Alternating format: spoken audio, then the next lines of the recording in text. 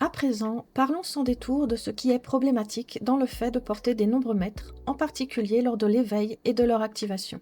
Pour commencer, vous l'aurez compris, c'est dur. Mais genre vraiment dur.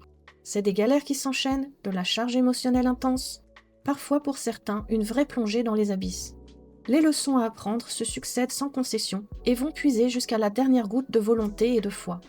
Comme je le disais en début de vidéo, c'est une histoire de résilience. Tenir, apprendre et grandir. Sans jamais verser dans l'amertume, malgré les blessures profondes, en cultivant le pardon pour se libérer. Vivre dans l'insouciance et la désinvolture, c'est pas trop au programme en général. D'autant qu'être doté des nombres mètres expose à des comportements parfois extrêmes, en particulier lorsqu'ils sont vibrés négativement. Cela se manifeste par de la démesure dans le trop ou le pas assez, troubles du comportement, état dépressif sévère, tendance à l'auto-sabordage. On peut détecter régulièrement ce type de soucis chez les porteurs de nombres mètres. Ceux qui sont naturellement en pâte sont particulièrement touchés par la souffrance collective qui règne ici-bas. Le sentiment de ne pas être à sa place dans ce monde est très puissant, notamment durant l'enfance et l'adolescence. Il y a également cette sensation d'un grand écart de maturité et de compréhension du monde entre soi et les autres. Parce que souvent les porteurs vont grandir plus vite et accéder à des paliers de compréhension plus subtils du fait des épreuves qu'ils traversent. Ils sont en constante évolution et sont difficiles à suivre et à comprendre, alors pour beaucoup, ils se retrouvent isolés. Par ailleurs, pour la plupart des gens, le libre arbitre est la règle et cela leur octroie une certaine marge de manœuvre dans leur choix de vie. Mais pour un porteur de nombres mètres, les responsabilités sont grandes. Ces choix peuvent avoir des conséquences plus larges, plus impactantes, notamment sur son entourage. Quant à ceux qui portent ces nombres à des endroits clés de leur thème, le libre arbitre en prend un peu pour son grade. Ils ne peuvent parfois pas échapper à certains événements, plantés sur leur route par leur âme, aussi solidement qu'un roc. Alors, est-ce que vous connaissez des porteurs de nombres mètres en souffrance ? Ou bien vous aussi en avez et vivez avec difficulté le poids de ces énergies ? Comment cela vous fait-il évoluer ? Quelle réponse y apportez-vous ? Avec ou sans nombre mètre, la vie est loin d'être un long fleuve tranquille. N'hésitez pas à partager vos expériences en commentaire, cela pourrait aider d'autres personnes sur leur chemin d'évolution. On ne peut pas dresser qu'un sombre tableau concernant les nombres mètres. Ils sont tout de même un cadeau de l'univers pour la grande famille humaine qui vient s'incarner ici. Et si leurs porteurs se doivent de faire un travail sur soi pour être en mesure d'accueillir ces énergies puissantes convenablement, ils ont aussi un accompagnement privilégié de la part des êtres de lumière. Bien sûr, tout le monde arrive ici avec un escadron d'anges et de guides collés au basque pour les aider dans leur incarnation, qu'ils en soient conscients ou pas. Mais les porteurs de nombres mètres ont bien souvent à leur côté les êtres les plus hauts, vibratoirement parlant. Ce n'est pas un privilège arbitraire, c'est une compatibilité vibratoire. Un porteur de nombres mètres est comme une antenne réglée sur une fréquence rare. Seuls des êtres vibrants aussi hauts peuvent s'y connecter non par favoritisme, mais par résonance naturelle. Et honnêtement, ils en ont besoin, vu la lourdeur du programme scolaire céleste. Concernant les dons et talents accordés par ces énergies, ils sont bien réels. Attention, cela ne signifie pas pour autant que les autres nombres n'en ont pas. En numérologie, on comprend vite que chacun d'eux est spécialisé dans des domaines précis.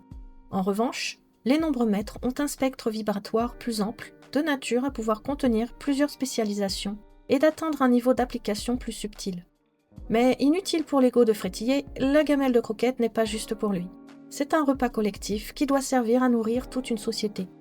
Les porteurs de nombres mètres éveillés et qui les incarnent permettent à leur âme de s'exprimer presque directement sur Terre par leurs actions, leurs paroles, ce qu'ils transmettent autour d'eux. En plus, s'ancrer ainsi dans sa mission d'âme, c'est l'assurance de ressentir un vrai sentiment d'accomplissement. Et ça n'a pas de prix. Si vous souhaitez apprendre les spécificités de chaque nombre en numérologie, je vous invite à consulter la rubrique pédagogique de mon site sigéométria.fr. Je vous mets bien sûr le lien en description. Être doté d'un nombre mètre ne garantit pas qu'il soit exprimé. Et de toute façon, il ne l'est jamais en continu, même une fois intégré. Dans ce cas, à quoi peut-on reconnaître qu'il est actif ou non ? Un 11 en dormance placera son porteur sur l'énergie du 2. Or le 11 activé est la maîtrise du 2 par le 1. C'est pourquoi, s'il est un signe qui ne trompe pas, c'est bien le rapport au 2. Ce nombre-là impacte essentiellement les domaines du relationnel et de la réceptivité. Le 2 est une vibration qui entre en résonance avec les thèmes du couple, de la collaboration et du partenariat à petite échelle. C'est-à-dire trouver l'âme sœur, le confident privilégié ou l'associé de confiance. Le 11 n'est pas activé si son porteur s'enferme dans des relations de dépendance affective, qu'il ressent des conflits internes constants ou qu'il a des difficultés à coopérer. Même si le 2 peut pousser son porteur à offrir naturellement de l'aide et rendre service, tout comme le fait un 11, l'objectif principal du porteur reste alors sur un plan plus personnel et non pas un dévouement envers le collectif. Cependant, il est fréquent que le 11 manifeste sa présence de façon non maîtrisée. Son porteur a tendance à en vivre les aspects négatifs qui sont un écho amplifié des aspects d'un 2 en déséquilibre. Quelques exemples concrets. Là où un 2 fait ressentir du vague à l'âme, le 11 fait éprouver une vraie dépression. Là où le 2 provoque le doute, le 11 mène à l'autodévaluation. Là où le 2 pousse à passer son tour et se mettre en retrait, le 11 va tout simplement entraîner le sabotage de son propre travail et avoir des comportements autodestructeurs. Donc, le premier critère fondamental pour jauger l'état vibratoire du 11, c'est la stabilité intérieure de son porteur. Un 11 non activé, c'est éprouver facilement une anxiété diffuse, subir son hypersensibilité, douter constamment et avoir besoin d'approbation pour tout et n'importe quoi. La réflexion qui revient souvent, c'est « je suis pas utile, je sers à rien ». Un porteur de 11 actif assume sa sensibilité sans y être assujetti. Il a la capacité de rester centré malgré l'émotion. Il est apte à prendre des décisions sans se justifier sans cesse. Par ailleurs, le 11 est particulièrement lié à un fort potentiel intuitif. Mais lorsqu'il n'est pas maîtrisé, ce lien devient envahissant. L'intuition est confuse, les impressions sont contradictoires, il y a une peur de se tromper. Tout cela conduit bien souvent le porteur à alterner entre confiance aveugle et rejet total. Avec un 11 activé, son porteur est doté d'une intuition claire et sobre. Ce n'est pas plus d'intuition, c'est moins de bruit mental. Il n'a pas besoin de signes spectaculaires. Son écoute est suivie d'actions concrètes, et il accepte de ne pas tout comprendre. On en vient à une difficulté classique du 11, le rapport au mental et à l'ego. Un porteur de 11 non activé va souvent lui-même court-circuiter son intuition à cause de ses doutes et d'un mental en ébullition. En parallèle, sa réflexion marche à une cadence qui ne lui permet pas toujours de percevoir si l'information intégrée est de lui ou de l'ordre de l'intuition. Cette tendance à faire des amalgames entre son don et sa personne peut facilement l'amener à se percevoir comme étant à part. Il peut se définir par sa différence et développer un ego spirituel ou, à l'inverse, plonger dans l'autodévalorisation. Tandis qu'un porteur de 11 actif démontre une humilité naturelle. Il n'est pas débordé par son mental, ni envahi par son intuition. Il ne ressent pas le besoin de convaincre. Il sait mettre des mots simples et accessibles sur les informations subtiles qu'il réceptionne. Il intègre ses talents sans prétention. Un point important qui est typique d'une activation maîtrisée d'un 11, c'est la capacité à transmettre naturellement ce qui vient du subtil et à toucher l'âme de ceux qui reçoivent le message. Chez le porteur de 11 non activé, c'est une faculté qui agace instinctivement les autres et suscite du rejet. Car même s'il ne le fait pas exprès, il a tendance à mettre le doigt là où ça fait mal. Au lieu d'atteindre l'âme, il touche l'ego, donc ça ne peut pas bien se passer. Le porteur de 11 épanoui partage des idées qui éclairent, il sait mettre des mots sur ce que les autres ressentent, et ses paroles sont structurantes. C'est-à-dire qu'il a cette aptitude à faire émerger chez l'autre des prises de conscience et à l'aider à maturer. En résumé, un 11 activé dessine un porteur qui capte, clarifie et transmet du sens sans s'effacer ni dominer, en toute humilité. Il se tourne vers le collectif et met ses intérêts personnels au second plan, sans pour autant se sacrifier complètement. Par conséquent, il maîtrise sa sensibilité, incarne son intuition, développe un relationnel équilibré, transmet de manière fluide et met son ego au service de sa mission d'âme. Pour savoir si vous êtes porteur d'un nombre-mètre en tant que nombre clé de votre personnalité, je vous invite à utiliser le calculateur gratuit sur mon site internet. Je vous mets le lien en description. Bien sûr, ce n'est pas le seul endroit dans un thème numérologique où l'influence d'un nombre-mètre peut se faire sentir. Si vous avez envie d'obtenir le vôtre, n'hésitez pas à me passer une commande. J'élabore vos thèmes dans le détail, avec sérieux, bienveillance et dans le respect de votre libre arbitre. Mon objectif est de vous permettre de mieux vous connaître en profondeur et de vous donner les clés pour reprendre votre destin en main de manière autonome. Le 22 est souvent le plus mal évalué des nombres-mètres parce qu'on le confond avec réussite ou ambition, alors que son activation est beaucoup plus subtile. Un 22 en dormance placera son porteur sur l'énergie du 4. Or le 22 activé est la maîtrise du 4 par le 2. Aussi, le signe le plus évident à observer est la qualité du vécu du 4. Ce nombre-là exerce principalement son influence dans les domaines de la rigueur et du travail. Le 4 est une vibration qui entre en résonance avec les thèmes des fondamentaux, du rapport à l'ordre et aux règles, ainsi qu'aux qualités propres à la discipline intérieure. Lorsque le 4 est déséquilibré, il est fréquent que son porteur manifeste une rigidité excessive et une attitude défensive par manque de sécurité. Il peut aussi se retrouver dans un chaos organisationnel et développer de la fatigue chronique liée au besoin de maîtrise des choses. Par contre, le 4 mature et harmonieux conduit à instaurer des routines pour équilibrer travail et repos dans un cadre adapté et sécurisant. Son porteur se construit une vie structurée de façon stable et vivable. Un porteur de 4, tout comme d'un 22, sera très concerné par le rapport à la responsabilité. De fait, le 22 non activé se reconnaît notamment lorsque son porteur démontre une crainte devant une charge de travail ou encore s'il procrastine sur les projets importants. Il peut avoir un sentiment de potentiel non exploité et naviguer en alternance entre surcontrôle et abandon. A l'inverse, un 22 activé pousse à cultiver la constance dans l'effort.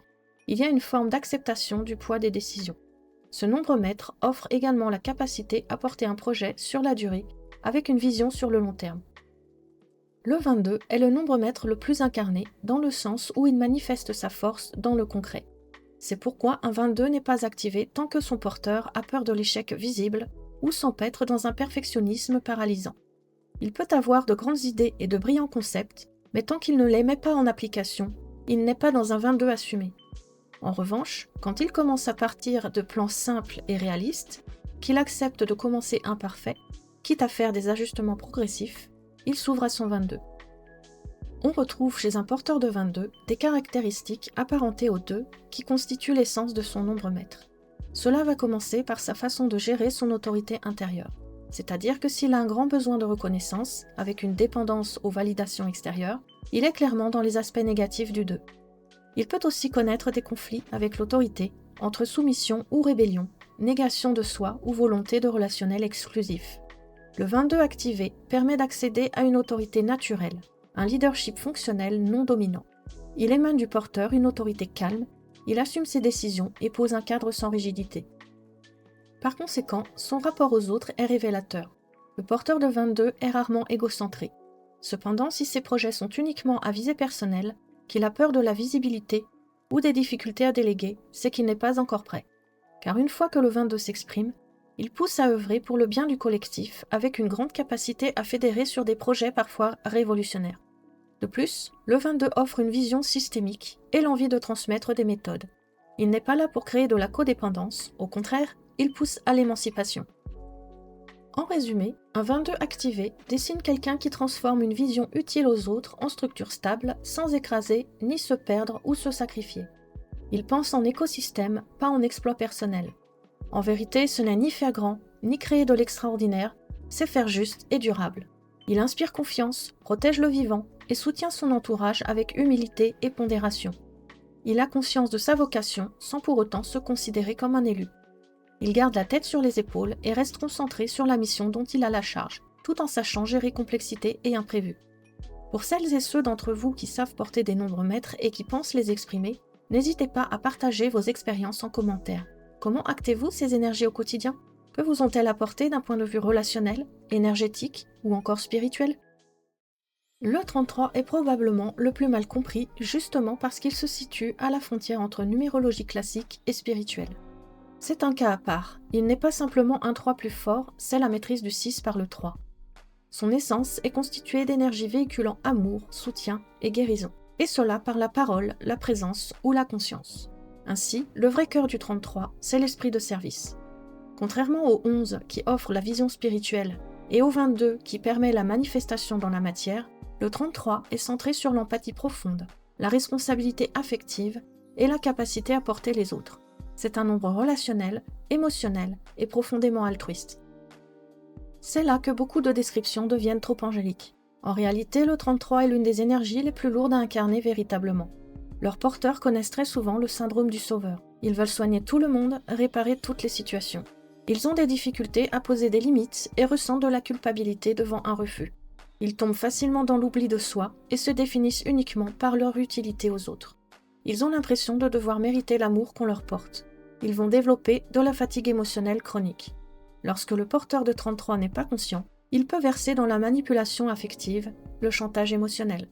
Comme il se donne de manière inconditionnelle, dans un monde très souvent peu reconnaissant, il va adopter une posture de martyr. Devant ce panel handicapant de fragilité, un 33 peut devenir toxique sans s'en rendre compte, parce qu'il agit par amour, en tout cas de son point de vue. Il sera donc aisé de comprendre pourquoi le 33 est très rarement actif. La plupart seront plutôt sur la vibration du 6, voire d'un 6 amplifié. Et oui, le 33 est tellement exigeant. Il demande maturité émotionnelle, clarté intérieure et un alignement cœur, parole, action. Sans quoi, le 33 bascule sur le 6 ou s'exprime de façon déséquilibrée, tout simplement. Dans tous les cas, même pour un porteur chez qui il s'exprime, cela se fera par palier et certainement pas en continu. Un 33 activé se reconnaît par une capacité naturelle à apaiser et à une présence qui rassure sans dominer. Son porteur respecte ses propres limites et dispense des paroles qui touchent juste. Il ne cherche pas à sauver, il transmet. Même si le 33 véhicule des qualités profondément spirituelles, les porteurs ne sont pas forcément mystiques, religieux ou fanats d'ésotérisme. On peut trouver du 33 chez un enseignant, un soignant, un thérapeute, un artiste engagé, ou encore une personne qui s'investit dans un projet parental en conscience. C'est une spiritualité incarnée, quotidienne et concrète. Donc il ne faut pas tomber dans le piège des symboles. Croire que porter du 33 c'est nécessairement être doté d'une mission sacrée supérieure, c'est ouvrir grand la porte à l'ego spirituel, la culpabilité permanente et l'auto-sacrifice inutile. Un 33 équilibré ne se sacrifie pas, il choisit. Pour ma part, je considère le 33 non pas comme un nombre maître en tant que tel, mais comme un 6 sur une octave supérieure. J'adhère à la vision de fréquence vibratoire, mais je m'en tiens aux enseignements de l'école pythagoricienne quant au symbolisme. De plus, j'ai constaté au cours de mon expérience professionnelle que le 33 est en effet bien peu incarné par ses porteurs. Et vous, connaissez-vous des porteurs de 33 ? Sont-ils véritablement sur cette énergie ? Quels sont les comportements que vous pouvez observer chez eux ?